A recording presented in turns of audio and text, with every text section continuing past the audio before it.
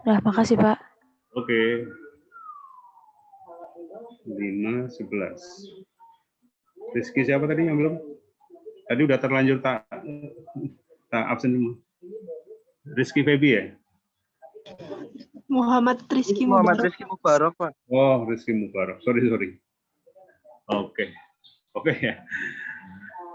Aduh. Baik, kita mulai ya. Tadi udah ngomong masalah kebijakan fiskal, ya.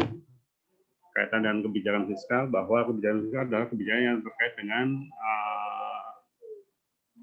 APBN, ya, baik dari sisi penerimaan maupun di sisi pengeluaran gitu. Nah, tapi dalam pelaksanaannya gitu ya, kebijakan fiskal yang dilakukan oleh pemerintah untuk pengelolaan APBN ini juga tentu saja terdapat sejumlah risiko gitu.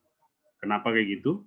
Tentu ada variabel-variabel tertentu yang unexpected gitu ya, yang tidak diperkirakan dalam pelaksanaan terjadi. Gitu. Misalnya kayak sekarang nih ada dampak bencana alam misalnya. Gitu. Tentu ini menimbulkan beban fiskal juga bagi sisi pemerintah gitu. Meskipun ini juga obligasi gitu, mandatori gitu, kewajiban pemerintah untuk membantu masyarakat gitu. Mungkin pada level-level tertentu dampak-dampak yang tidak diperkirakan itu bisa jadi bisa dimitigasi ya. Misalnya kalau skalanya tidak terlalu besar, bisa saja pemerintah masih mempunyai dana. Tetapi coba kita bayangkan kalau seandainya kemudian apa yang dilakukan oleh pemerintah ini dampaknya luar biasa. Misalnya kayak tahun 1998 itu ya, terjadi krisis Krismon gitu ya, yang kemudian merubah sendiri-sendiri perekonomian dan politik Indonesia. Itu juga risiko fiskal ini kemudian menjadi isu di Indonesia gitu ya. Ini terbukti dari yang kemudian di nota keuangan APBN itu, yang tadinya risiko fiskal itu tidak pernah masuk dalam satu bab tersendiri di nota keuangan tersebut. Sejak tahun 2008 risiko fiskal menjadi salah satu bab yang masuk dalam nota keuangan. Ini artinya apa?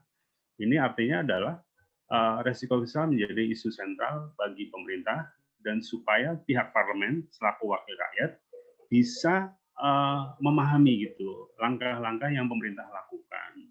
Dan ketika sudah memahami, tentu dari sisi akuntabilitas dan transparansi bisa sama-sama memahami gitu langkah-langkah yang dilakukan oleh pemerintah gitu. Nah, kita balik ke risiko fiskal ini. Nah, kalau lihat terkait dengan risiko fiskal, gitu, mungkin kita lihat per definisi dulu ya, bahwa risiko fiskal kalau paling sederhana kita lihat dari bawah adalah potensi tambahan defisit APBN yang disebabkan sesuatu di luar kendali pemerintah gitu. Jadi ketika tadi di nota keuangan kita risiko fiskal itu masuk dalam satu bab tersendiri, ini kemudian menjadi salah satu mitigasi pemerintah untuk mencegah terjadinya risiko fiskal ini. Gitu.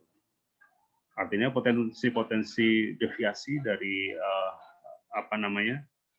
variabel fiskal ini kemudian bisa dilakukan langkah-langkah penanganannya. Gitu. Kalau langkah-langkah penanganannya terjadi, maka mungkin dampak katastropik gitu ya, atau dampak bencananya tidak akan sebesar yang sebelumnya terjadi. Gitu. Meskipun dalam kenyataannya gitu ya, kayak pengalaman kita mungkin dari sisi krisis moneter sudah gitu. Untuk yang tahun 2020 kemarin, pandemi COVID ini juga masih hal yang baru gitu. Yang tentu dampaknya dari sisi APBN kemudian pemerintah harus mengalokasikan sejumlah dana untuk keperluan penanganan COVID dan juga pemulihan ekonomi nasional. Nah ini makanya ada tambahan defisit gitu ya, yang tadinya di bawah berapa 3 menjadi 5 gitu ya, kira-kira gitu. Nah kemudian kita lihat pendapat yang lain gitu, bahwa yang di atasnya lagi, menurut Sebotari, Liona dan kawan-kawan, Resiko fiskal adalah kemungkinan penyimpangan dalam variabel-variabel fiskal dari apa yang diharapkan pada saat penyusunan anggaran maupun perkiraan lainnya. Gitu. Jadi tidak secara substansi tidak berbeda apa yang dirumuskan dalam APBN. Kita lihat dari rumusan yang IMF punya. Fiscal risk adalah deviation of fiscal outcome. Jadi apa deviasi itu atau penyimpangan dari dampak fiskal apa yang diharapkan pada waktu penyusunan anggaran atau perkiraan lainnya yang disebabkan dari apa kondisi goncangan makroekonomi dan juga terrealisasinya contingent liabilities atau kewajiban kontingennya gitu. Ntar kita lihat kewajiban kontingen itu apa, nanti kita lihat di belakangnya. Nah, definisi lain adalah the contingency of future revenue or expenditure on uncertain future event. Jadi kontingen dari penerimaan maupun pengeluaran di masa mendatang dari kondisi yang tidak pasti, kejadian yang tidak pasti di masa depan. Kita lihat selanjutnya. Ini harusnya di oke. Nah, ini nggak di zoom ya. Nah, di tahun 2020 ini gitu, risiko fiskal direklasifikasi menjadi 3 area utama ya. Ini risiko perubahan kondisi ekonomi, kemudian risiko APBN itu kalau perubahan kondisi ekonomi tentu terkait dengan asumsi makro APBN gitu ya.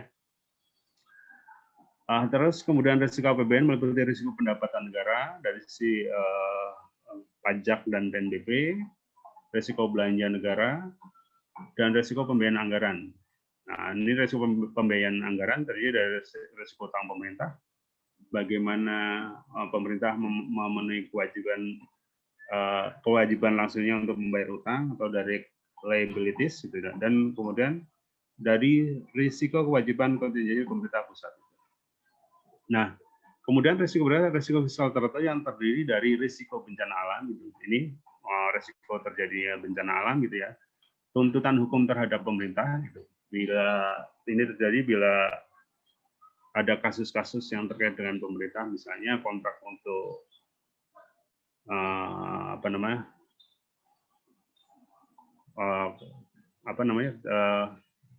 terkait dengan misalnya konsesi lahan misalnya, kemudian ada kasus dan kemudian pihak yang pemegang konsesi itu menang, maka ada yang harus diganti oleh pemerintah, gitu ya. Terus kemudian ada risiko pengembangan energi baru terbarukan, gitu. Risiko BUMN dan pembangunan infrastruktur.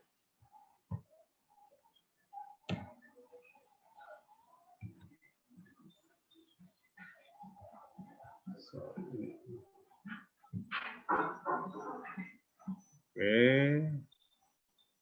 Nah, kita lihat risiko fiskal dalam nota keuangan gitu. Tujuannya apa gitu? Ini kayaknya udah kita bahas juga waktu itu, meningkatkan kesadaran seluruh pemangku kepentingan dalam pengelolaan kebijakan fiskal gitu. Ini tentu kenapa harus dicantumkan dalam nota keuangan ya, tentu menjadi membangun apa? Awareness gitu ya, awareness dari seluruh stakeholder gitu. Baik dari sisi parlemennya itu sendiri, dari wakil rakyat gitu, dan juga dari sisi pemerintah, terutama pihak-pihak atau kementerian atau lembaga yang terkait atau mungkin pemerintah daerah gitu ya. Meningkatkan transparansi fiskal gitu. Ini artinya apa gitu? Ketika ngomong masalah transparansi fiskal, ini kaitannya dengan bahwa risiko fiskal ini terkait dengan sustainability fiskal juga dan juga pertumbuhan ekonomi gitu. Jadi jika suatu ketika terjadi makroeconomic shock gitu atau guncangan makro dan kemudian sebenarnya mitigasi sudah dilakukan secara tepat dari tahun ke tahun gitu ya, tentu kemudian jika kemudian terjadi sesuatu di luar itu udah diprediksikan dengan lebih akurat kira-kira gitu ya. Meningkatkan akuntabilitas fiskal, tentu ini katanya dengan bagaimana pengelolaan risiko fiskal bisa secara akuntabel dilaporkan kepada stakeholder terkait itu. Terus yang poin berikutnya adalah bagaimana menciptakan kesinambungan fiskal. Ini yang penting terkait dengan bagaimana resiko fiskal harus diungkapkan gitu, karena tadi dampak mitigasi resiko fiskal tentu tidak saat itu juga gitu. Bisa saat itu juga, tapi yang jelas ini berkaitan dengan kebutuhan mitigasi risiko di jangka panjang. Terus yang ini kayaknya waktu itu udah pernah saya share. Ini ngomong masalah peta risiko fiskal. Ini di bab 5 di nota keuangan gitu ya.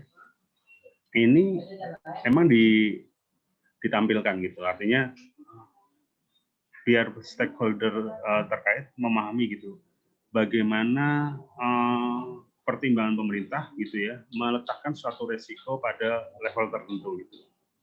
Misalnya kalau kita lihat di sini yang tinggi misalnya yang F ya, F kita lihat resiko program jaminan sosial kesehatan. Dari sisi dampak tentu ini tinggi gitu ya.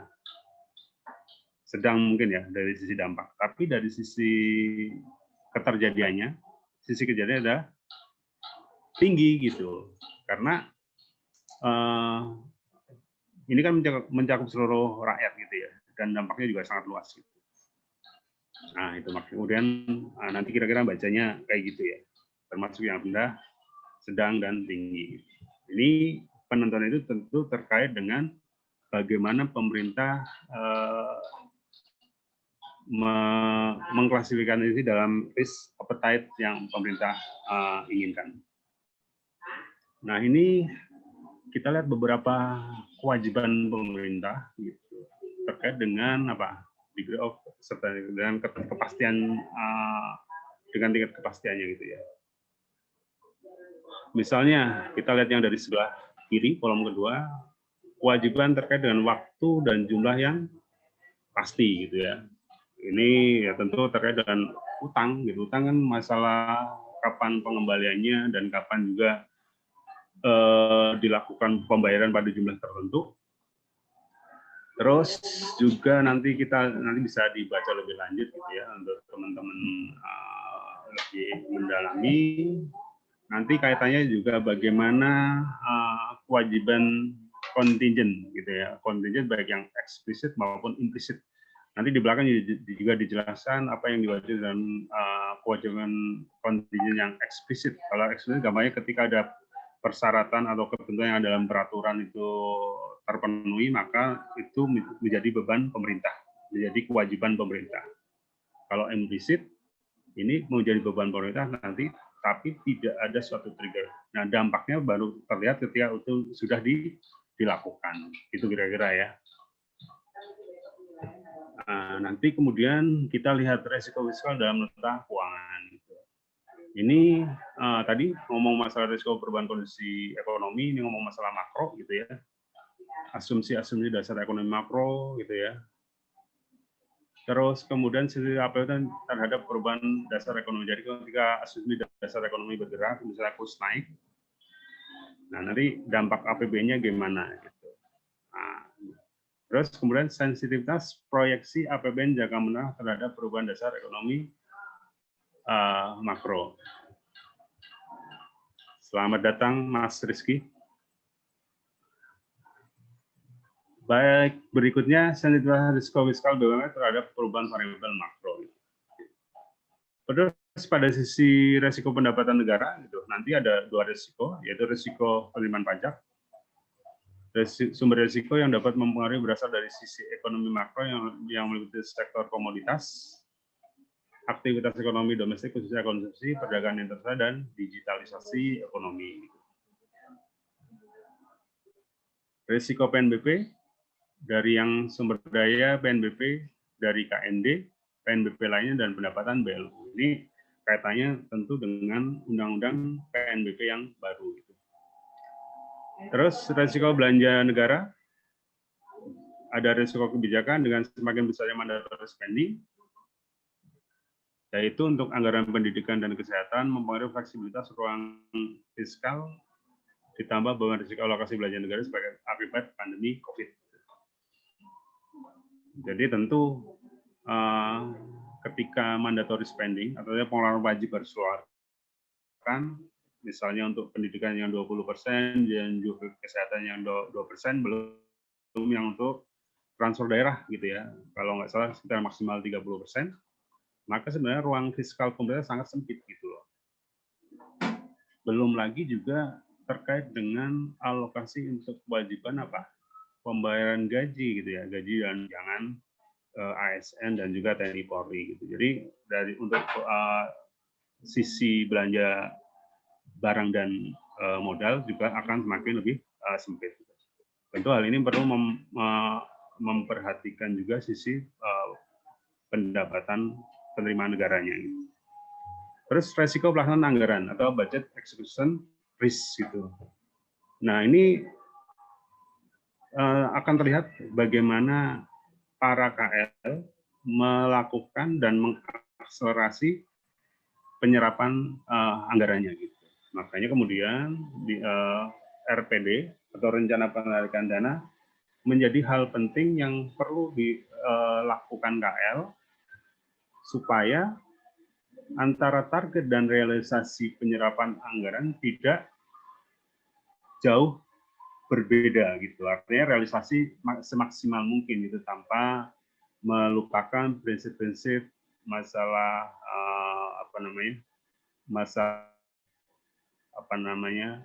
penyerapan anggaran dari sisi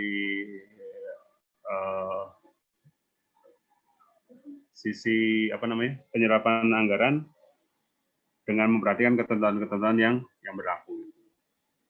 Jadi kalau RPD udah fix sebagaimana yang ada di DIPA dan ada perubahan-perubahan revisi yang dimungkinkan, maka harapannya adalah penyerapan tidak menumpuk di akhir tahun anggaran. Nah, itu yang diinginkan gitu. Kalaupun menumpuk tentu sesuai jadwal gitu, tidak semuanya di akhir tahun, kira-kira gitu.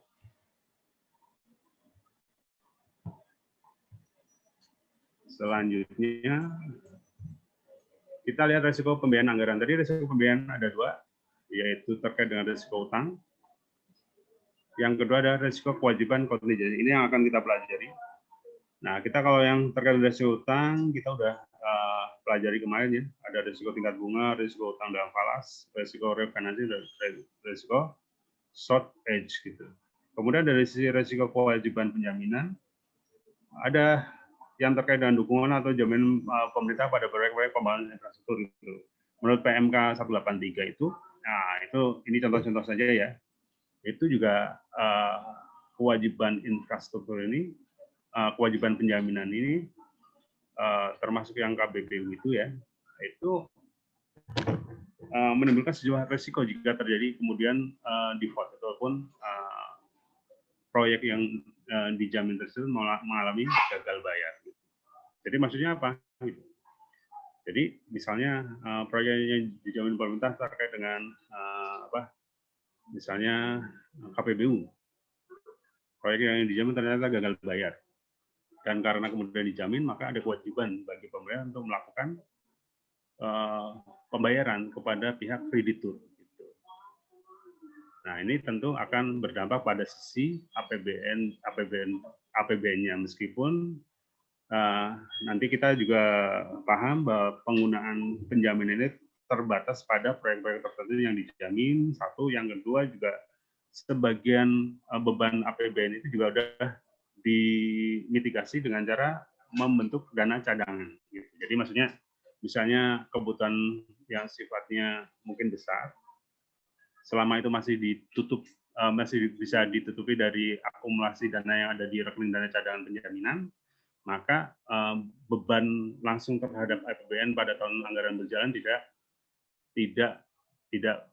terkena gitu, tapi akan mengurangi akumulasi dana yang ada di rekening dana cadangan penjaminan. Terus resiko program penjaminan sosial nasional dan jaminan sosial pegawai negeri sipil gitu. Jadi ini juga menjadi resiko kewajiban kontingensi gitu, di mana resiko-resiko ini kayak risiko program jaminan sosial nasional karena mengikuti undang-undang SJSN di mana semua rakyat diharapkan bisa ikut dalam skema kesehatan ini, gitu, jaminan sosial ini, maka ada porsi pemerintah yang harus menjadi beban pemerintah, gitu ya. Kemudian risiko fiskal tertentu dari keuangan dari lembaga keuangan tertentu, gitu. Nah, ini kaitannya dengan bagaimana pemerintah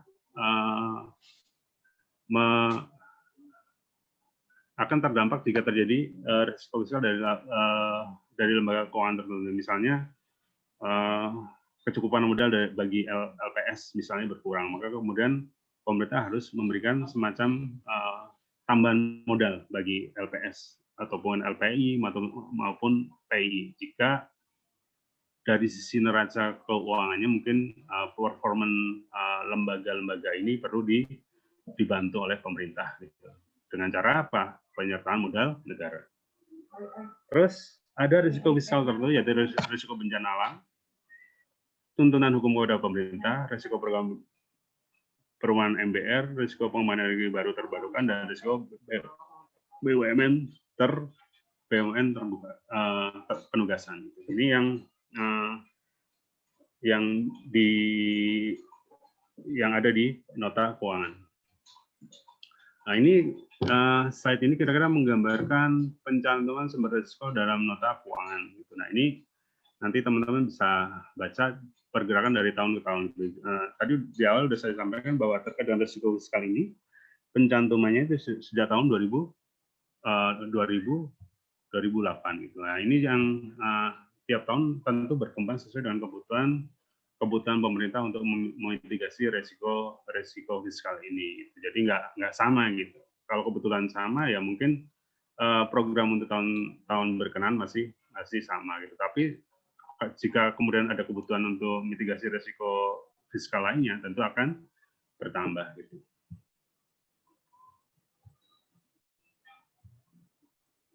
Nah, ini kayaknya tadi sudah ya, resiko kontingensi masuk dalam kategori resiko pembiayaan anggaran. Nah, kita lihat definisi kewajiban penjaminan adalah kewajiban menjadi pembayaran pemerintah agar pemberian jaminan gitu ya, kepada Kementerian Negara atau lembaga Pemda maupun BUMN ataupun BUMD dalam hal KL, Pemda, BUMN atau BUMD tidak dapat memenuhi kewajibannya kepada kreditur dan atau badan usaha sesuai perjanjian pinjaman atau perjanjian kerjasama. Jadi poinnya di sini adalah adanya perjanjian pinjaman atau perjanjian kerjasama, satu. Yang kedua juga bagaimana pemerintah mengatur tidak semua BUMN ataupun BUMD ataupun KL yang dijamin. Tentu nanti skemanya juga diatur gitu. Nanti di PMK 183 ditentukan proyek-proyek mana saja yang menjadi yang bisa dilakukan penjaminan, gitu ya. Nah, potensi kewajiban yang tidak tentu, tapi mengakui bahwa pengeluaran yang akan datang mungkin muncul jika persyaratan tertentu terpenuhi atau peristiwa tertentu terjadi. Jadi, namanya potensi kewajiban belum menjadi apa? Utang gitu ya, baru potensial saja, gitu kan. Namun kemudian jika kemudian terjadi suatu kewajiban yang berdampak pada sisi pengeluarannya, maka itu menjadi suatu kewajiban ataupun menjadi utang, gitu ya. Nah, kewajiban yang muncul dari kejadian-kejadian itu tidak terduga yang mungkin atau tidak mungkin terjadi. Nah, kewajiban kontingensi dapat berupa eksplisit maupun implisit gitu. Jadi tadi di depan kita sudah ngomong masalah resiko fiskal, kemudian resiko pembiayaan itu ada resiko utang dan resiko kontingensi. Nah, di slide tadi dan sekarang dan nanti kita baru ngomong masalah resiko kewajiban penjaminan. Kita awali dari definisi-definisi dulu gitu. Nah, ini jadi menurut IMF ada dua kewajiban eksplisit. Ini yang di slide-nya Pak Inor awal gitu. Kenapa ada explicit garanti maupun yang implicit garanti. Jadi kewajiban eksplisit merupakan pengaturan kontrak-kontrak keuangan yang memberikan persyaratan-persyaratan tertentu yang akan menjadi efektif jika salah satu atau lebih persyaratan yang ditentukan muncul untuk melakukan pembayaran dari nilai ekonomi atau kewajiban kontingensi. Dari nilai ekonomi, atau kewajiban kontingensi eksplisit muncul dari suatu pengaturan hukum atau kontrak. Jadi gampangnya kewajiban eksplisit muncul jika ada hukum, pengaturan hukum, dan kontrak. Gitu. Jadi kalau umpamanya suatu BUMN masuk dalam skema penjaminan, gitu ya, dan di klausul tersebut misalnya pada ring tertentu pemerintah harus melakukan penjaminan, sepanjang itu klausul tersebut masuk, gitu ya, tentu ada proses di situ ya, ada verifikasi, ada validasi dan seterusnya itu untuk menjamin pelaksanaan penjaminan secara akuntabel ini. Ketika itu sudah terpenuhi, maka ada kewajiban pemerintah untuk memenuhi kewajiban tersebut. Contoh gampangnya kira-kira gini, jika kemudian taruhlah PDAM di Sukabumi, ada kewajiban, dia ikut dalam skema penjaminan, gitu ya. Kemudian pada suatu ketika ada tagihan, ada tagihan sekitar 3 triliun. Namun kemudian dari neraca keuangannya PDAM tersebut tidak bisa dilakukan pembayaran. Makanya kemudian karena PDAM tersebut mengikuti skema penjaminan dan kemudian setelah dilakukan pengujian dan penilaian lebih lanjut, dilakukan asesmen gitu ya, ternyata itu emang PDAM tersebut benar-benar tidak bisa melakukan pembayaran atau default, kemudian pemerintah ini pemerintah pusat dalam ini ya, harus melakukan pembayaran terhadap kreditor. Ini maksudnya apa? Supaya menjaga apa? Kredibilitas pemerintah gitu. Karena kan tentunya karena tadi pemerintah sudah memberikan jaminan, maka supaya pemerintah kredibel di mata kreditor, tentu dalam jangka waktu tertentu pemerintah harus melakukan pembayaran. Nanti ketentuannya ada di belakang gitu ya. Terus yang kedua, kewajiban implisit. Nah, tidak muncul dari suatu sumber hukum atau kontrak, tapi akan dilihat setelah kondisi suatu kejadian terrealisasi. Gitu. Jadi ini lebih sering kejadian misalnya bencana alam gitu ya, bencana alam gitu kan. Serta merta kalau umpamanya masih tarafnya lokal atau mungkin dampaknya tidak sebesar saya dampaknya nggak luar biasa gitu ya, tentu Pemda ataupun pemerintah pusat itu sendiri masih bisa menangani. Tapi kalau memang sudah dianggap pemerintah harus turun tangan secara full, maka ini tentu kewajiban ini akan muncul dan baru diketahui oleh masyarakat ketika pemerintah sudah terjun di situ. Gitu ya. Atau juga mungkin tadi lembaga keuangan yang butuh suntikan tambahan modal, gitu ya. Nah, misalnya kayak LPS, untuk dari sisi neraca keuangannya mungkin kurang bagus, gitu kan. Tentu nanti setelah dilakukan asesmen dan ternyata emang pemerintah menyetujui, maka kemudian ada tambahan penyertaan modal negara ke dalam modalnya LPS gitu, sebagai PMN tuh, penyertaan modal negara. Nah ini jadi tadi definisi tadi bisa menangkap gitu ya apa yang dimaksud dengan implicit garanti gitu ya, dan explicit garanti gitu ya. Nah ini disebabkan apa gitu?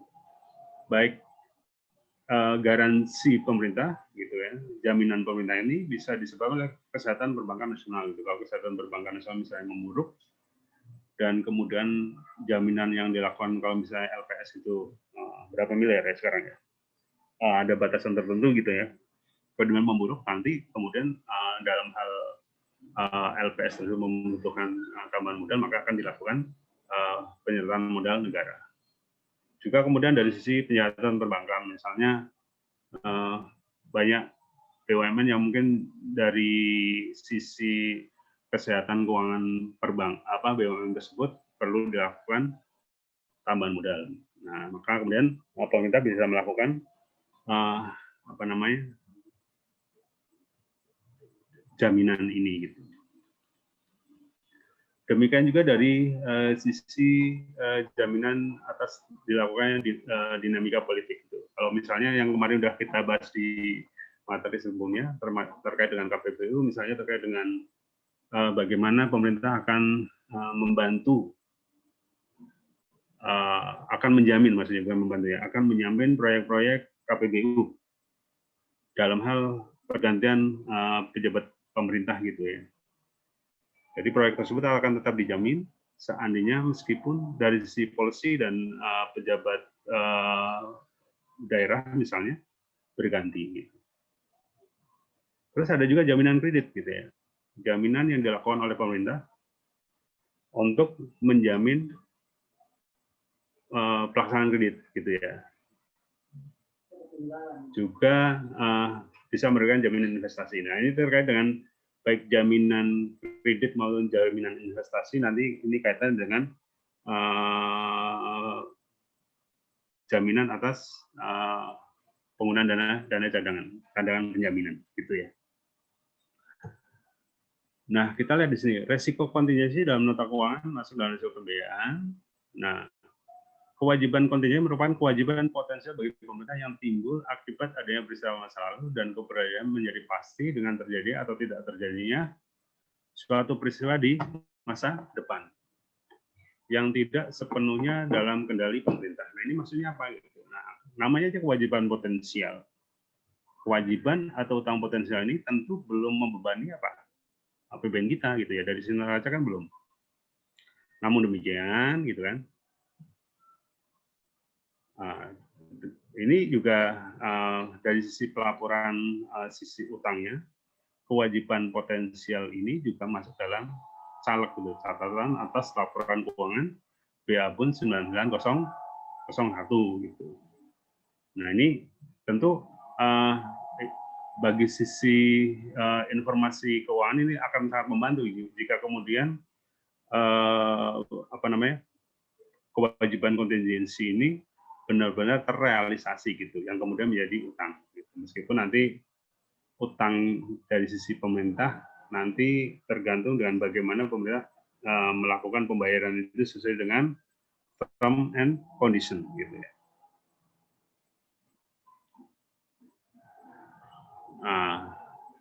Terus bagaimana kalau seandainya kemudian kewajiban kontingensi benar-benar terrealisasi? Kalau terrealisasi tentu menjadi pengakuan utang gitu ya, pengakuan utang pemerintah kepada kreditur ataupun lender gitu ya.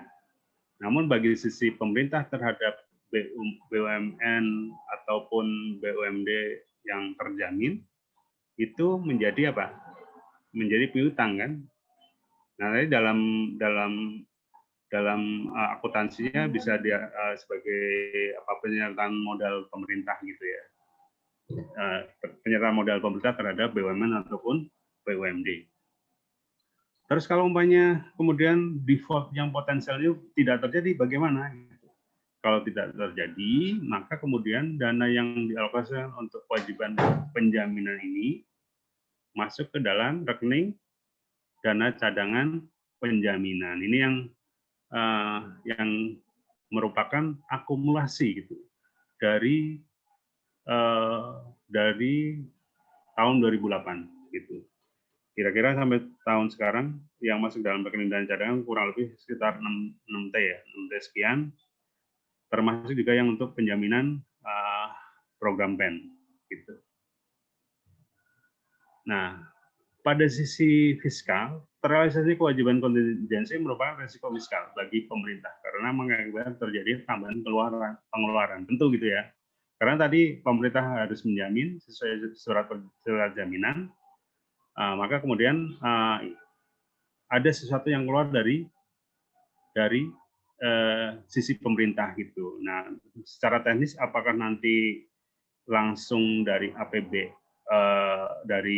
APBN tahun berjalan, ataupun nanti dari rekening dana cadangan. Nah, nanti lihat-lihat seberapa besar kebutuhan untuk melakukan penjaminan tersebut gitu. Nah, risiko kewajiban pemerintah pusat bersumber dari pemberian dukungan atau jaminan pemerintah pada proyek pembangunan infrastruktur, program jaminan nasional, jaminan sosial PNS, dan lembaga keuangan tertentu. Nah, ini tentu tidak semuanya dijamin, tergantung dari bagaimana ketentuan dan syarat yang ada di baik di peraturan PMK maupun di Undang-Undang APBN. Ini identifikasi, ini nanti kita lihat di ini aja nih. Di risiko kewajiban yang diidentifikasi dapat bersumber dari apa saja, tapi kita lihat di PMK 183 gitu ya, di slide belakang ada. Nah, kemudian untuk kebijakan penjaminan itu sendiri, kita balik ke postur di APBN. Gitu. Kalau di postur APBN, kewajiban penjaminan pemerintah itu ada dua, yaitu terkait dengan penugasan percepatan pembangunan infrastruktur nasional, gitu ya. Nah, ini masuk dalam skema ini, gitu, untuk infrastruktur KPBU, gitu ya. Yang kedua, penjaminan pemerintah untuk penugasan penyediaan infrastruktur daerah kepada BUMN, gitu ya. Ini dalam rangka infrastruktur daerah. Gitu.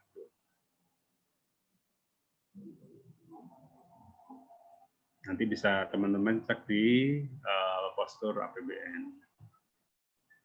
Nah, kita lihat di sini pengelolaan kewajiban penjaminan BNP dan jenis potensi default. Gitu. Atau lihat di sini kewajiban pengelolaan kewajiban BNP adalah mengelola risiko fiskal dalam rangka penjaminan program prioritas pemerintah. Gitu. Makanya kemudian ini yang karena program prioritas tidak semua program itu bisa dilakukan penjaminan. Gitu. Nanti di PMK 183 ditentukan apa saja yang bisa dilakukan penjaminan. Nah, ini juga PMK 22 tahun 2016 tentang pengelolaan penjaminan pemerintah. Nah, terus kaitan dengan BMP apa gitu? Batas maksimum penjaminan. Kita tentu balik lagi ke SPUN, strategi pengelolaan utang negara gitu ya.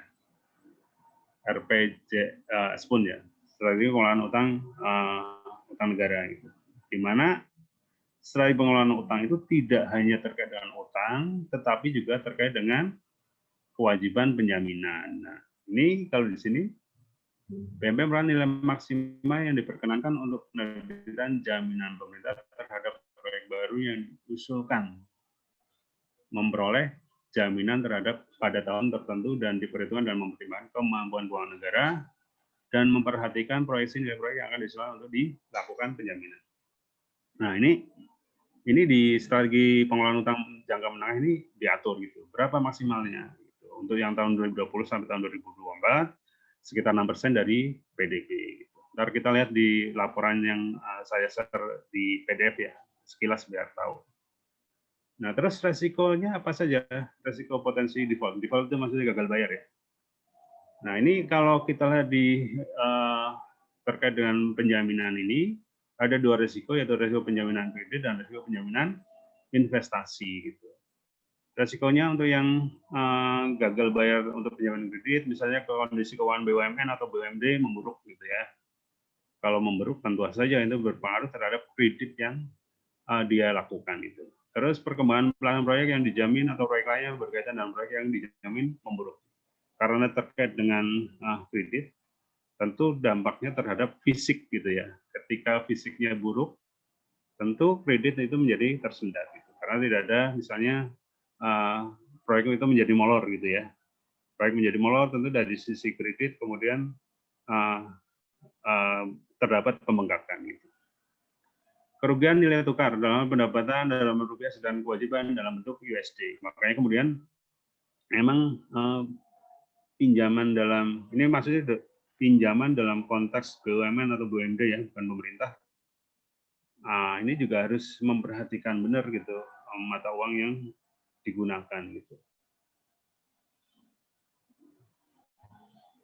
peningkatan suku bunga sama tingkat suku bunga mengambang. Jadi kalau umpamanya ya, ini sama dengan utang pemerintah, jika proyek yang dijamin itu menggunakan suku bunga mengambang atau floating rate itu, tentu dampaknya adalah itu apa? Jika kondisinya suku bunganya naik, tentu utangnya juga ikut membengkak. Nah, risiko potensi default terhadap penjaminan investasi risiko atas kondisi keuangan pemerintah daerah atau BUMN ataupun BUMD yang dijamin terkait kewajiban pembayaran atau payment obligation. Nah, terus risiko politik gitu. Perubahan kebijakan atau peraturan yang berdampak pada kerugian investor, lambatnya penerbitan izin dari instansi pemerintah terkait. Nah, ini juga. Terus risiko bencana alam itu tentu berkait juga dengan penjaminan investasi. Kita lihat berikutnya. Nah, kira-kira untuk penghitungannya gimana? Ini yang fisik ya. Untuk yang KPBU. Nah, ini. Kewajiban kerja skema KPBU dianggap secara kualitatif untuk proyek dengan skema KPBU pemerintah memberikan jaminan baik secara langsung maupun melalui badan usaha penjaminan infrastruktur BUPI dalam ini melalui PT PII. Nah, penjaminan itu akan menyebabkan kewajiban kontingensi pada APBN. Nah, kalau pertanyaan kembali kayak kemarin, kenapa ini harus dijamin? Karena tidak semua proyek yang di KPBU kan adalah secara ekonomi mungkin menguntungkan, tapi secara finansial tidak. Gitu. Makanya kemudian perlu adanya jaminan ini supaya kebutuhan atas proyek tersebut tetap berjalan dan BUMN atau BUMD ataupun KPBU mau melakukan gitu ya, maka perlu ada jaminan ini. Gitu. Nah, hitungnya benar untuk kebutuhan anggaran penjaminannya, yaitu probability of default tahunan dikali dengan exposure penjaminan. Probability of default tahunan merupakan selisih probability of default kumulatif, yaitu T minus dengan tahun sebelumnya T-1, di mana probability of default kumulatif menggunakan data tabel transition metrik lembaga rating atau PEPINDO terkini. Gitu. Jadi terkait dengan penghitungan ini tentu rujukannya juga bisa berubah-ubah gitu ya. Cuma untuk yang bonafide itu kan untuk saat ini adalah SNP atau PEPINDO. Ini tinggal menunjuk ke level mana, nanti ada penghitungannya di situ ya. Nah, sedangkan exposure penjaminan adalah proyeksi outstanding pinjaman proyek berkenaan pada tahun sebelumnya. Nah, kalau umpamanya menggunakan kurs, tentu menggunakan kurs asumsi APBN. Nah, terus kemudian tadi kayaknya kita udah terkait dengan alokasi APBN, gitu ya. Untuk tiap tahun, kecuali tahun 2018 ya, memang dialokasikan di APBN untuk anggaran kewajiban penjaminan pemerintah, gitu ya. Kalau terjadi default gimana? Nah, ini yang tadi sudah saya jelaskan bahwa terjadi default tentu nanti masuk ke rekening dana cadangan dulu, baru kemudian dilakukan pembayaran. Hal ini nanti berbeda, nanti ada penjelasan juga, berbeda dengan mekanisme yang ada terkait dengan penggunaan rekening dana cadangan sebelum pakai PMK 257 gitu. Kalau sekarang kan PMK 183 gitu ya. Nah, ini tadi di awal kan sudah disampaikan bahwa tidak semua program itu masuk dalam penjaminan gitu. Jadi untuk yang dijamin ya, ini ada beberapa sesuai PMK 183. Yang pertama terkait dengan FTP, yaitu pembangkit listrik tenaga batubara. Kemudian pemberian jaminan dan subsidi bunga oleh pemerintah dalam rangka percepatan air minum. Terus penjaminan infrastruktur dalam proyek KPBU yang dilakukan oleh BUPI. Terus kemudian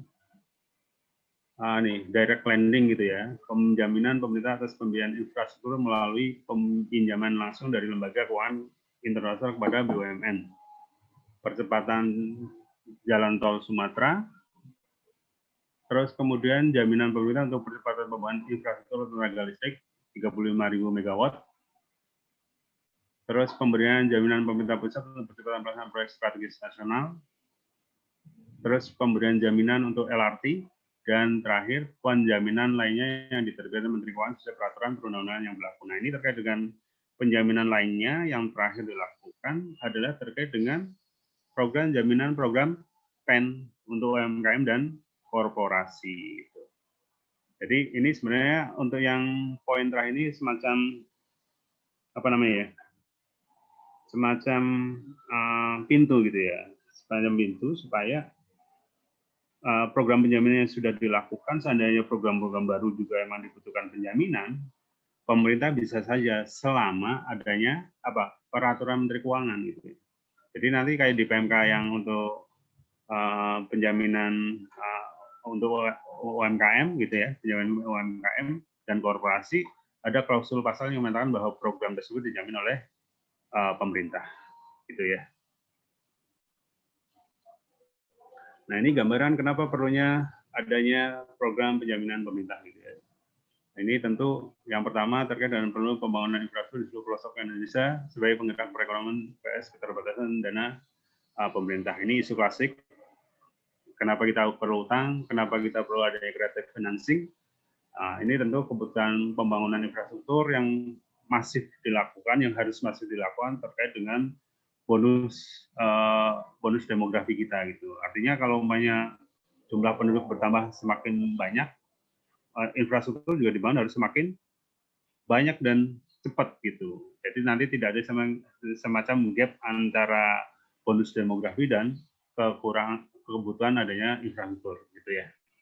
Terus yang kedua, perlu menarik peran swasta dalam pembangunan melalui kerjasama. Tentu karena ini kaitannya dengan keterbatasan dana pemerintah, maka pihak-pihak lain seperti swasta, badan usaha, koperasi, dan juga masyarakat itu perlu dilibatkan secara aktif dalam pembangunan nasional dengan tidak melupakan esensi bahwa tanggung jawab pengadaan fasilitas dan infrastruktur publik itu adalah tanggung jawab pemerintah gitu ya. Yang selanjutnya, pelaksana proyek atau program pembangunan infrastruktur cenderung kesulitan dalam akses ke perbankan. Nah, ini ketika jaminan pemerintah diberikan kepada BUMN ataupun BUMD yang membutuhkan dana yang besar untuk bangunan infrastruktur tersebut dengan adanya jaminan oleh pemerintah, maka harapannya adalah itu meningkatkan kredibilitas BUMN atau BUMD tersebut dalam mengelola proyek. Gitu. Jadi ini misalnya kalau umpamanya nih contoh ya PLN mau bangun pembangkit listrik gitu ya, dia butuh pendanaan dari pihak luar negeri gitu. Kalau seandainya pemerintah tidak membackup gitu ya kebutuhan dana tersebut dengan cara, kalau dana kan tentu pemerintah terbatas gitu ya, atau bahkan dikatakan tidak ada sama sekali gitu untuk mendukung satu proyek tersebut. Nah, maka surat jaminan ini memberikan semacam apa namanya kredibilitas bagi PLN di mata lender ataupun kreditor. Nah, ini tentu bagi sisi kreditor ataupun lender itu memberikan kepastian jika seandainya PLN bangkrut atau tidak mampu membayar gitu ya, nanti pemerintah Indonesia membackup misalnya kayak gitu. Nah, ini kira-kira ilustrasi proses bisnis pengelolaan penjaminan pemerintah gitu. Yang pertama tentu harus dinilai kelayakan dari sisi kelayakan proyeknya itu sendiri gitu. Yaitu yang pertama tuh executing agency, ini maksudnya KL ya. Pemda, BUMN atau BUMD melakukan apa? Penyiapan kelayakan, studi kelayakan, feasibility study gitu ya, proyek. Terus jika memang sudah selesai, maka perlu diajukan usulan penjaminan kepada Kemenko. Gitu. Nah, terus kemudian proses rekomendasi jaminan pemerintah. Kementerian Keuangan menganalisa kelayakan proyek, risiko-risiko yang dijamin, perjanjian pinjaman dan kerjasama, juga rencana mitigasi risiko serta potensi imbal jasa. Potensi imbal jasa yang kemarin apa? Regres itu ya, hak regres, hak tagih itu ya. Jika memang itu terkait dengan proyek-proyek infrastruktur ya. Nah, kemudian jika memang setelah dianalisa dari sisi kelayakan proyek, risiko, terus rencana mitigasi resikonya, juga perjanjian kerjasama imbal hasil jasanya itu, maka kemudian dilakukan penerbitan surat jaminan gitu. Surat jaminan dan nanti juga ada surat imbal jasa. Jika hal ini sudah dilakukan, maka kemudian dilakukan pemantauan risiko default. Default itu apa? Gagal bayar tadi ya. Nah, poin di sini dilakukan pemantauan ini adalah supaya jangan sampai BUMN atau BUMD ataupun KL gagal bayar gitu ya. Jangan sampai gagal bayar, maka dilakukan analisis laporan keuangan dan finansial modal gitu. Nah, pada sisi lain juga pemerintah menyediakan alokasi dana jaminan dengan perhitungan yang tadi ya. Perhitungan inisiasi penjaminan dalam APBN, pembentukan rekening dana cadangan, penjaminan itu. Jadi terkait dengan alokasi, kalau indikasi tentu nanti hitung-hitungannya udah di awal tahun ini ya, ikutin siklus penyusunan anggaran ya. Berarti di triwulan pertama indikasi kebutuhan sudah disiapkan berapa untuk kebutuhan penjaminan, nanti berproses menjadi pagu anggaran dan pagu alokasi serta kemudian dialokasikan di dalam DIPA. Nah, kemudian ini kalau yang di atas dari proses normal ya, sampai dengan penyediaan alokasi. Nah, yang di bawah ini kita bercerita tentang bagaimana default-nya suatu program terjamin itu. Default berarti kan gagal bayar ya. Tentu di sini diawali jika memang suatu BUMN atau BUMD tersebut gagal bayar misalnya, maka kemudian dia harus mengajukan klaim kepada Menteri Keuangan sesuai dengan perjanjian penjaminan tadi gitu kan. Syarat dan ketentuan ada di situ, termasuk kapan dia harus bayar, terus besarannya berapa gitu. Kapan harus dilakukan pembayaran gitu, dan seterusnya. Jika sudah disampaikan kepada Menteri Keuangan, maka dilakukan verifikasi klaim, benar nggak nih tagihannya gitu kan. Besarnya seberapa gitu. Nah, kapan harus dibayarkan dan semacam itu. Terus kemudian dilakukan pembayaran jaminan jika memang sudah diverifikasi secara benar dan valid, baru kemudian dilakukan pembayaran. Nah, dilakukannya kapan gitu? 30 hari setelah klaim resiko default kredit gitu ya. Dan 9 bulan setelah klaim terkait dengan risiko politik atau terminasi. Terminasi maksudnya penghentian program gitu ya. Jadi kalau umpamanya kredit tentu cepat itu kan 30 hari harus sudah dibayarkan. Tapi untuk yang karena risiko politik tentu agak lama, yaitu sekitar 9 bulan. Nah, ini gambaran kira-kira alokasi anggaran kewajiban penjaminan dari tahun 2015 sampai tahun 2020. Jadi sebelum tahun 2015 tadi di 2008 sebenarnya juga sudah dialokasikan ya, tapi ini kumulatif terus. Kumulatif terus. Nah,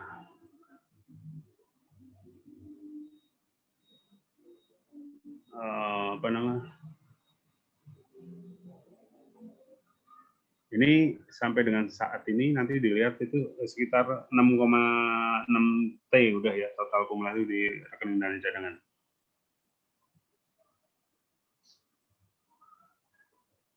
Nah, nanti oke. Itu satu, saya mau menambahkan sedikit dengan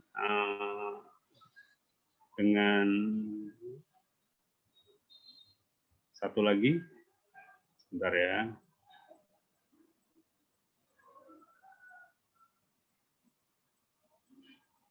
Satu lagi terkait dengan laporannya ya. Nah, ini. Jadi dalam rangka akuntabilitas, nah ini Direktorat SPP ya,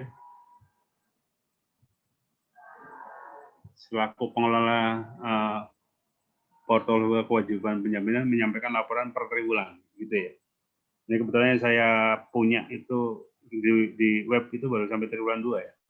Nanti mungkin bisa dicek lagi ya sama teman-teman.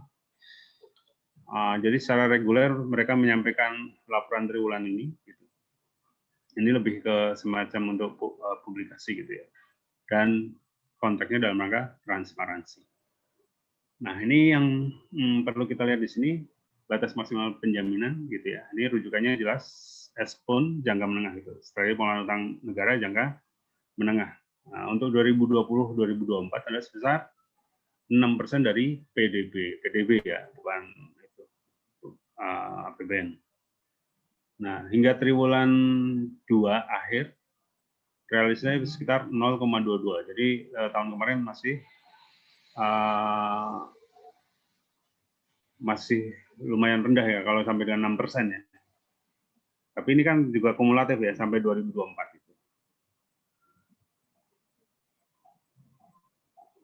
Realisasi dari penggunaan BMP mengalami kenaikan 0,04 dikarenakan tambahan penjaminan baru, yaitu bisa dilihat ya, dan seterusnya itu.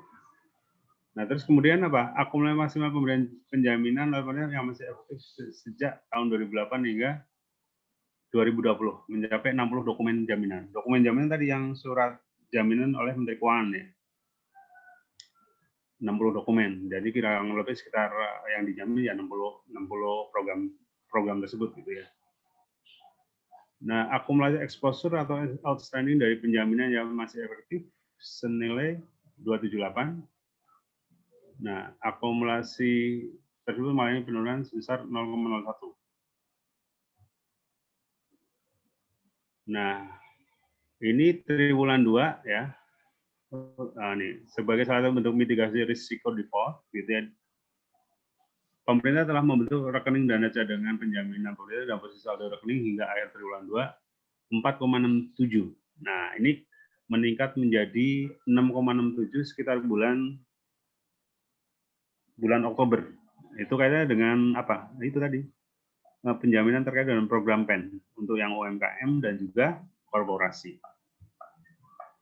Jadi untuk jaga-jaga seandainya terkait dengan program PEN ada yang gagal bayar, nah itu udah dialokasikan juga. Terus kemudian ini kenapa nggak mau turun? Sorry, ini harus dibuka dulu rupanya. Kayaknya gini, chat.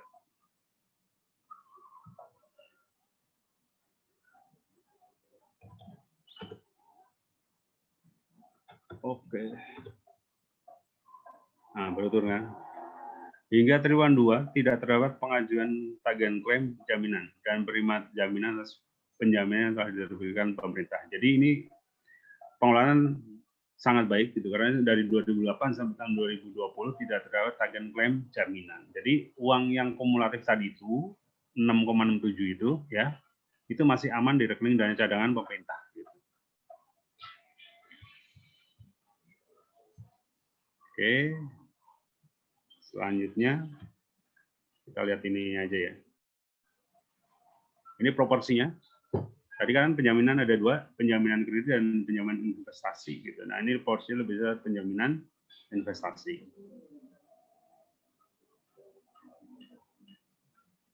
Nah, ini ya. Nanti bisa dilihat deh.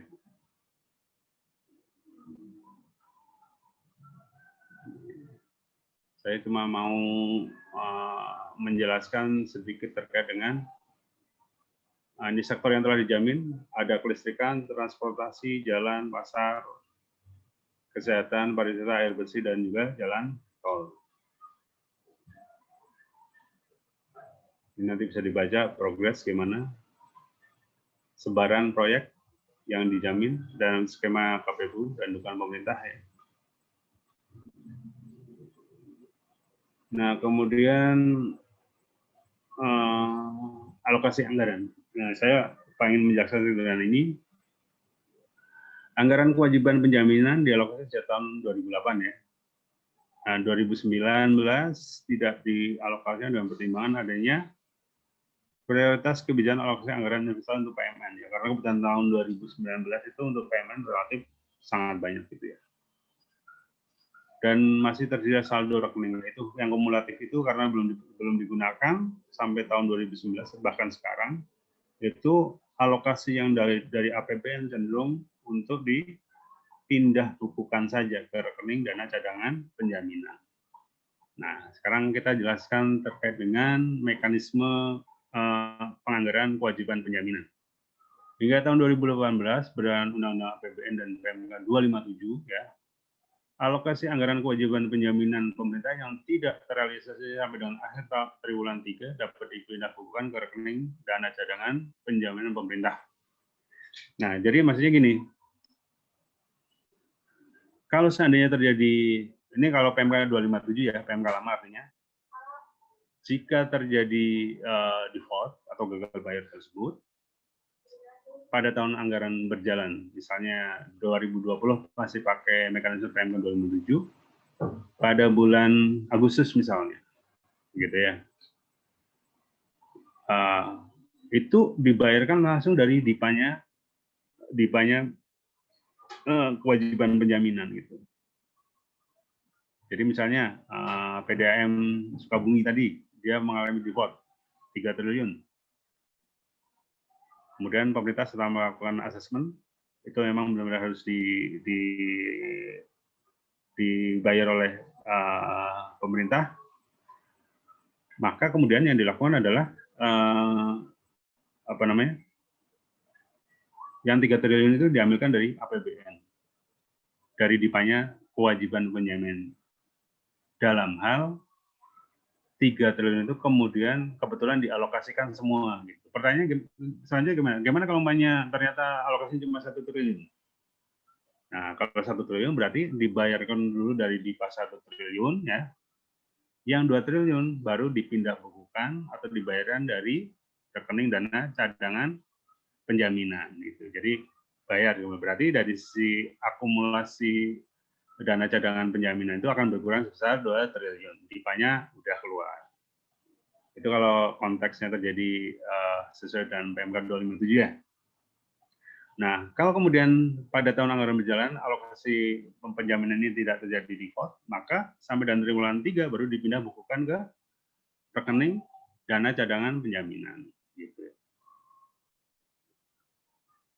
Terus, namun gitu ya, mulai tahun 2019 berdasarkan Undang-Undang APBN dan PMK 183, alokasi anggaran kewajiban penjaminan dalam APBN dapat dipindah bukukan ke dalam rekening dana cadangan penjaminan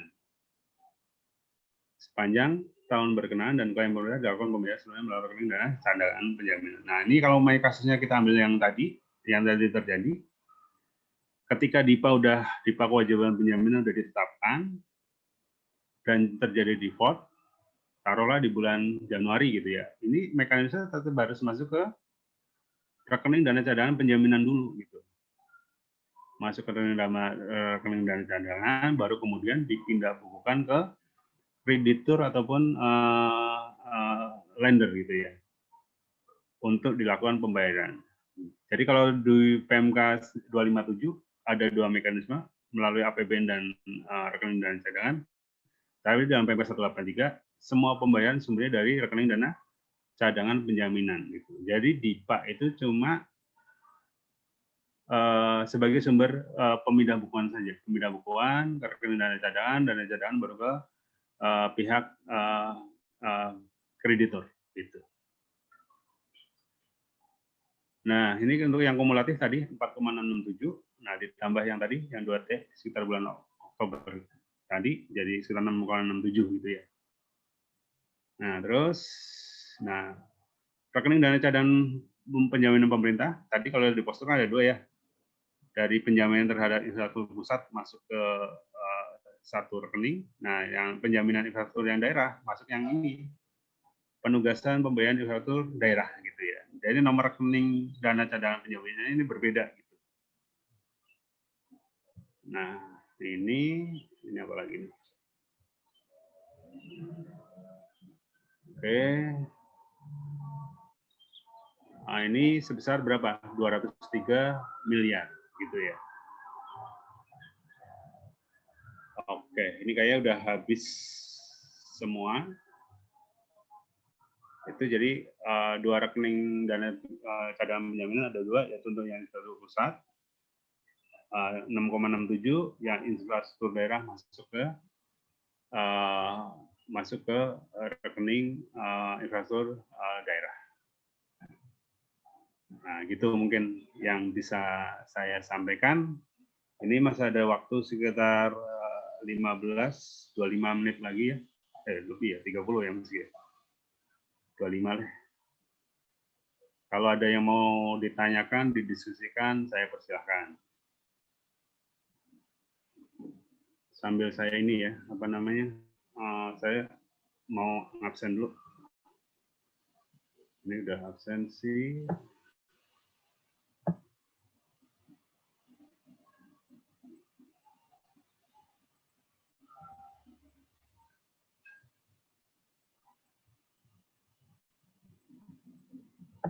Ada yang mau ditanyakan? Waduh, jangan pada tidur semua ini. Ya, Pak. Hadir, Pak. Ada yang kurang jelas atau gimana? Ya, silakan.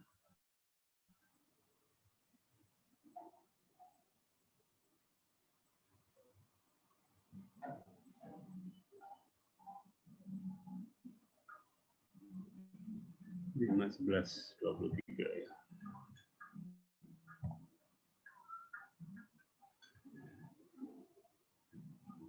Nggak ada. Kalau nggak ada, saya tanya ya.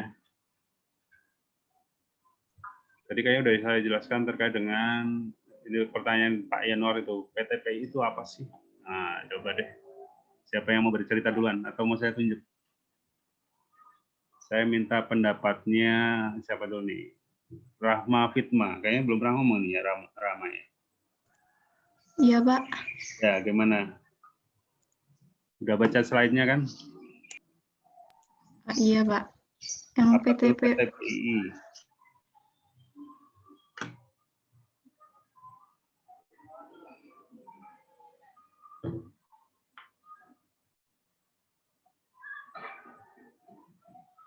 Singkatannya dulu deh, tahu nggak PTPI?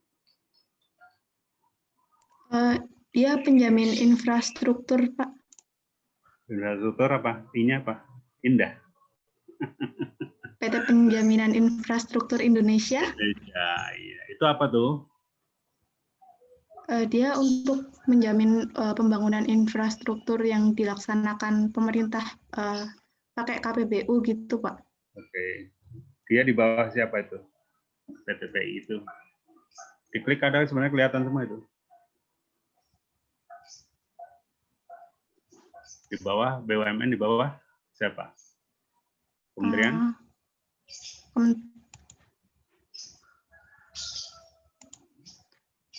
Pembinanya maksudnya, bukan di bawah. Kementerian BUMN, Pak. Apa? Di bawah Kementerian Keuangan itu PTPI.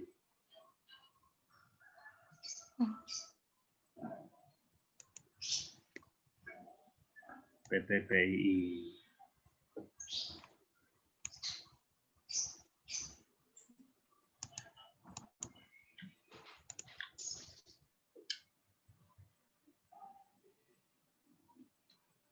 Saya minta pendapatnya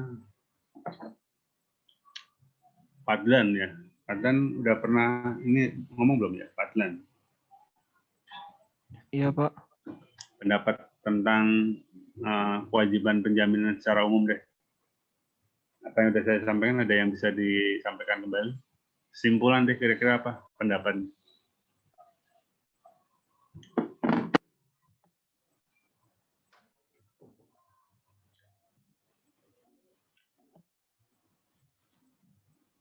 Dari sisi alokasi dulu, kalau nggak dari sisi postur APBN. Nah, itu dulu.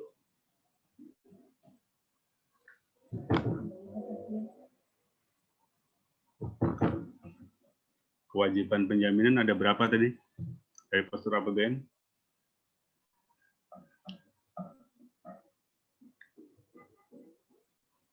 Penjaminan infrastruktur pusat dan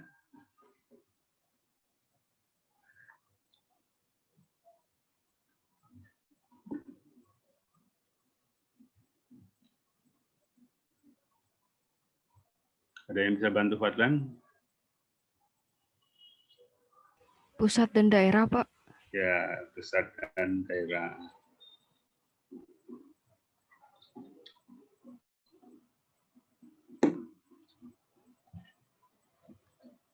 Terus Nadia Tamara. Ya, Pak. Ya, ada Ada yang mau disampaikan?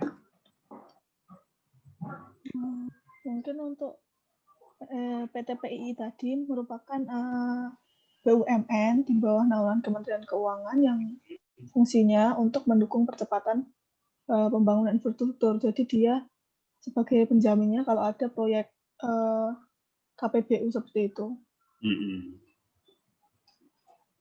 Iya, ada itu.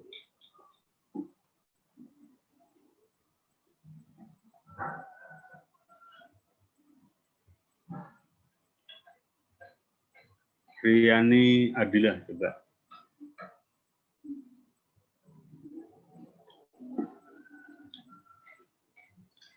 Resiko fiskal deh apa coba?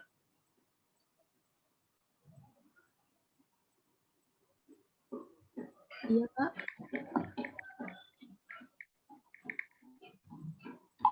Apa tadi?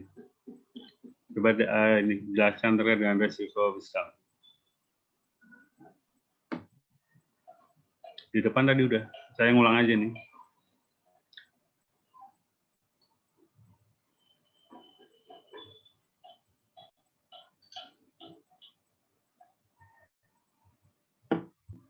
Belum ke Anita. Waduh. Risiko fiskal itu merupakan risiko yang berasal dari berbagai daerah aktivitas pemerintah. Jadi yang tiga itu ada perubahan ADAM, risiko APBN sama risiko lainnya, Pak. Ya.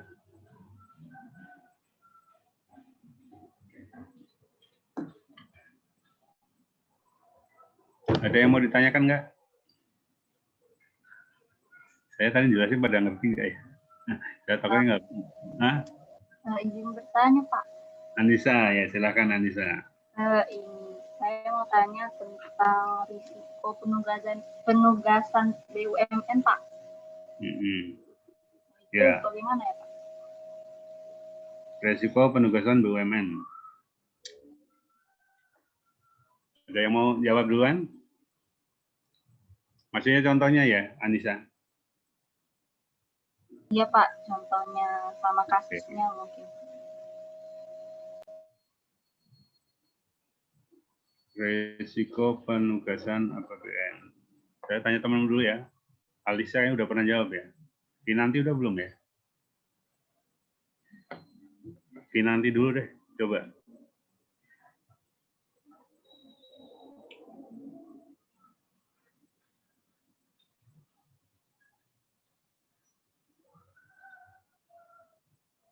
Kinanti monitor. Kinanti. Hadir, Pak. Ya. Gimana pendapat kamu tuh atas pertanyaan temanmu, Anissa?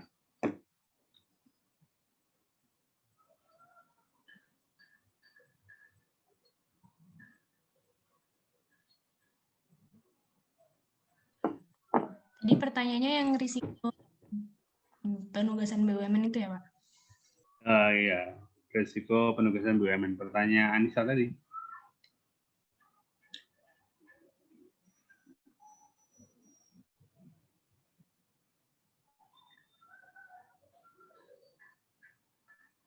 Ada nggak? Belum kepikiran jawabannya, Pak. Belum kepikiran ya. Saya kasih contoh ya terkait dengan risiko penugasan BUMN. Ini misalnya untuk yang contoh terakhir ya, terkait dengan penugasan PT Jamrindo Askrindo. Ini kan BUMN juga ya. BUMN di bawah Kementerian Keuangan sebenarnya lumayan baik ya. Untuk kalian ketahui aja. Tadi yang sudah disebutkan di awal PT PI betul ada. Nanti ada Jamrindo. Jamrindo pernah dengar belum? Jamrindo dan Askrindo. Jaminan Asuransi Kredit Indonesia dan Askrindo. Asuransi Kredit Indonesia. Ya, itu terkait dengan asuransi lah, BUMN yang terkait dengan asuransi. Terus kemudian ada PT LPI, Lembaga Penjamin Ekspor Indonesia. Itu LPI, terus kemudian ada PT PI udah ya, ada PT RIU. RIU itu aku dulu namanya Reindo. Reindo itu asuransi juga. Jadi terkait dengan penugasan ini gitu ya, karena sebenarnya kan penugasan khusus pemerintah gitu ya. Kayak misalnya untuk PT Askrindo Jamgrindo ini kaitannya dengan penugasan terkait dengan penjaminan kredit untuk UMKM dan korporasi terkait dengan program PEN gitu ya. Nah ini tentu karena ini mendapat penugasan khusus gitu ya, resiko tentu tetap aja ada gitu. Misalnya tadi karena pemerintah menugaskan Jamgrindo melakukan penjaminan atas penyaluran kredit UMKM oleh pihak perbankan ya, maka kemudian bisa jadi ya kredit yang disalurkan tentu bisa saja tidak jadi macet gitu ya. Tentu ada kriterianya, saya lupa tingkatannya itu banyak gitu ya, ada 5 kalau nggak salah. Jika kemudian dianggap kredit tersebut sudah macet, maka tentu berdampak bagi BUMN tersebut gitu ya. Nah, kalau nanti pada threshold tertentu, pada tingkat atau level tertentu, maka pemerintah bisa, memang harus diharapkan bisa melakukan backup gitu. Jadi misalnya, tentu ketika kayak Jamgrindo Askrindo diberi penugasan untuk melakukan penjaminan itu juga ada semacam apa namanya ya kemarin dapat fee lah gitu ya, tentu dengan perjanjian kerjasama gitu ya, bukan visi namanya, ada subsidi dari pemerintah supaya Jamgrindo Askrindo itu mau melakukan kegiatan tersebut gitu. Kan nggak mungkin kalau misalnya Jamgrindo Askrindo ini melakukan penjaminan, dia dapat tadi kan imbal jasa penjaminan. Tentu nanti ini sebagian masuk ke mendapat penjaminan tersebut masuk ke yang disetorkan kemudian kepada pemerintah karena ini merupakan penugasan khusus itu. Tapi untuk penugasan khusus tersebut dalam hal kemudian terjadi resiko yang besar gitu, dan kemudian Jamgrindo Askrindo itu sesuai batas maksimal plafon penjaminan yang mereka punya, di luar threshold tersebut, maka pemerintah harus ikut masuk ke situ gitu loh. Jadi kampanye layer pertama itu adalah Jamgrindo Askrindo dalam konteks penjaminan ya. Jika kemudian batasnya terlewati, pemerintah juga harus tetap masuk gitu, tetap harus nanti keluar uang dari APBN gitu ya. Itu maksudnya Anissa. Kira-kira menjawab nggak? Cukup Pak. Cukup. Pak, maaf, berarti kalau menanggapi, berarti kalau misalnya contoh proyek strategis nasional yang saat ini sedang dicanangkan pemerintah itu berarti dia bisa masuk resiko pendanaan BUMN ya Pak? Bisa. Ya, bisa Mas Dimas Arya. Ya, bisa. Kan dia, kalau saya lihat proyek strategis nasional itu kan dia pembayaran klaimnya itu pinjaman dan pendanaannya kan dijamin dari pemerintah. Itu kan exposure-nya kurang dari PDB ya Pak, setahu saya ya Pak. Itu berarti bisa masuk resiko BUMN-nya juga. Ya, bisa. Baik, terima ya kasih. Karena untuk proyek strategis nasional itu sendiri, itu kan dalam PMK 183 itu masuk dalam salah satu program yang dijamin oleh pemerintah gitu. Meskipun sampai saat ini perpresnya itu dirubah ya, kayaknya belum ada yang jalan sih, tapi dalam skema PMK 183 itu masuk juga gitu. Jadi kalau ada sesuatu yang nggak jalan di situ, maka kemudian akan di backup oleh pemerintah. Poinnya itu, Dimas. Baik Pak, terima kasih Pak. Ya, terima kasih kembali. Ada lainnya? Izin bertanya Pak. Ya, Fadlan, silakan Fadlan. Saya masih bingung hubungan antara risiko fiskal sama kewajiban kontingensi, Pak. Sama ini, Pak, kan saat ini pemerintah lagi menghadapi berbagai hal yang di luar kendali. Itu cara untuk memitigasi dan meminimalisasi risikonya itu bagaimana ya, Pak? Risiko semua kayak pendapatan, terus risiko adem dan sebagainya itu, Pak. Ya. Kalau hubungan risiko fiskal dan kewajiban kontingensi, tadi kan ini sebenarnya kewajiban kontingensi ini adalah salah satu upaya pemerintah untuk memitigasi risiko fiskal tersebut, gitu ya. Dengan cara apa? Yaitu pemerintah mengalokasikan dana kewajiban kontingensi tersebut supaya dari sisi APBN tidak memberatkan. Misalnya gini, Mas, apa tadi, Fadlan ya. Fadlan, jadi misalnya misalnya di 2 tahun mendatang terjadi resiko sebagai dampak dari adanya COVID ini, gitu ya. Nah, kalau seandainya pemerintah tidak mengantisipasi dengan mengalokasikan keperluan untuk penanganan PJPN ini, gitu ya, mungkin dampaknya akan luar biasa, gitu. Makanya kemudian bagaimana pemerintah berupaya memulihkan ekonomi dengan cara memberikan kredit, gitu ya, kredit dan penyalurannya ke UMKM dan korporasi, gitu. Nah, tentu ketika UMKM-nya itu gampangnya sekarat, gitu ya, dan juga korporasi mungkin sekarat juga, gitu. Nah, untuk mereka bisa bergerak lagi, mereka kan butuh suntikan kredit, gitu kan. Nah, dengan ada suntikan kredit tersebut, makanya tentu harapannya adalah adanya pemulihan kegiatan usaha mereka, gitu, supaya mereka normal kembali dan bisa berkontribusi untuk pertumbuhan ekonomi Indonesia, gitu. Jadi umpamanya tadi kaitannya dengan resiko fiskal itu ya gitu. Jadi tentu dampak dari resiko fiskal, kebijakan fiskal kan ini adalah untuk menjaga apa? Keberlangsungan fiskalitas. Nah, kalau umpamanya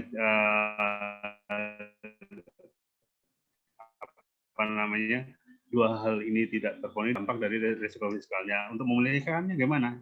Yaitu bagaimana caranya kembali memulihkan pertumbuhan ekonomi dan juga dari sisi tadi keberlangsungan fiskal itu sendiri. Nah, itu salah satu cara yang dilakukan pemerintah memberikan semacam kemudahan untuk pemberian kredit untuk UMKM dan juga korporasi. Terus pertanyaan kedua terkait dengan bagaimana kalau mengatasi kendala di luar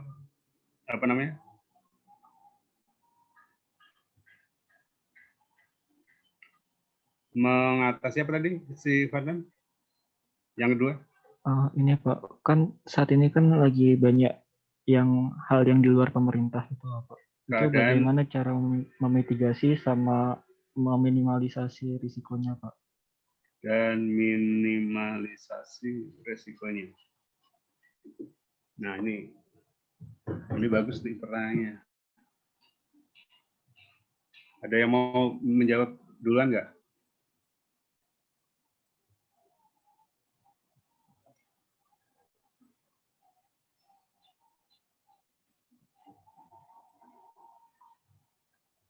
Sebenarnya gini, terkait dengan keadaan yang di luar kendali pemerintah ini,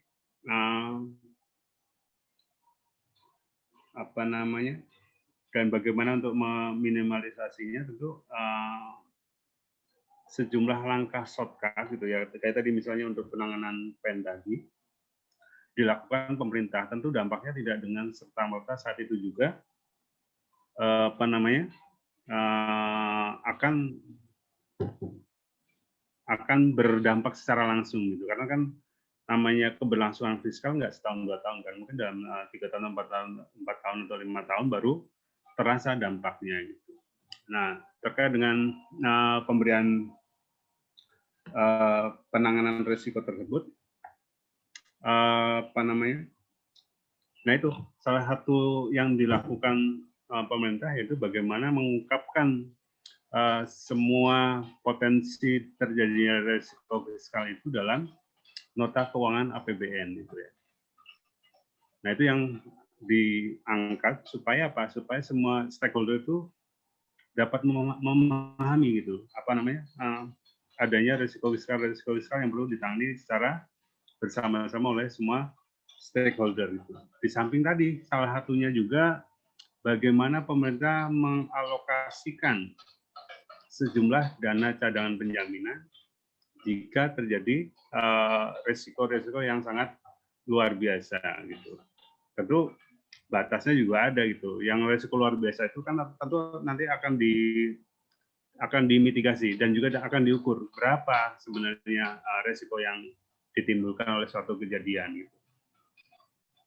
Nah, ketika udah ketahuan besarannya berapa, nah baru dialokasikan kembali berapa yang bisa masuk dalam skemanya pemerintah. Gitu. Jadi mungkin 2 hal itu yang menurut saya selama ini bisa dilakukan oleh pemerintah. Dan apa namanya? Pada tahap tertentu itu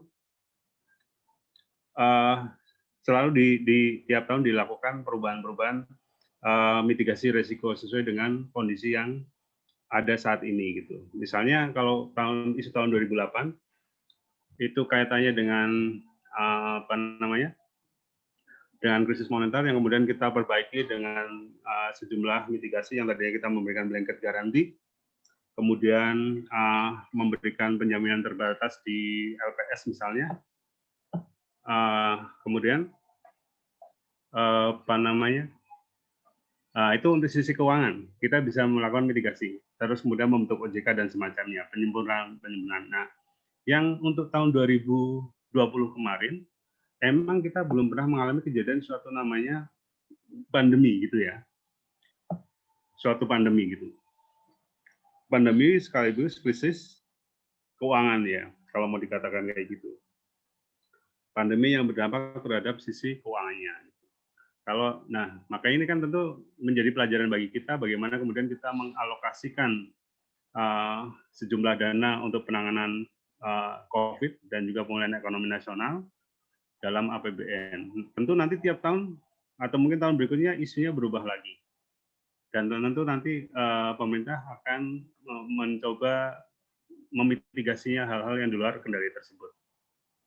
Jadi mungkin kalau secara best practice yang sudah dilakukan pemerintah Indonesia kira-kira kayak gitu. Jadi kejadian, kita mitigasi, kita perbaiki, dan seterusnya. Jadi polanya adalah kalau menurut saya tidak ada yang baku. Gitu. Artinya tiap ini sesuai dengan by case gitu ya, by case, dan kemudian baru bisa ditetapkan apa yang seharusnya perlu dilakukan pemerintah selanjutnya jika menangani hal-hal yang sama.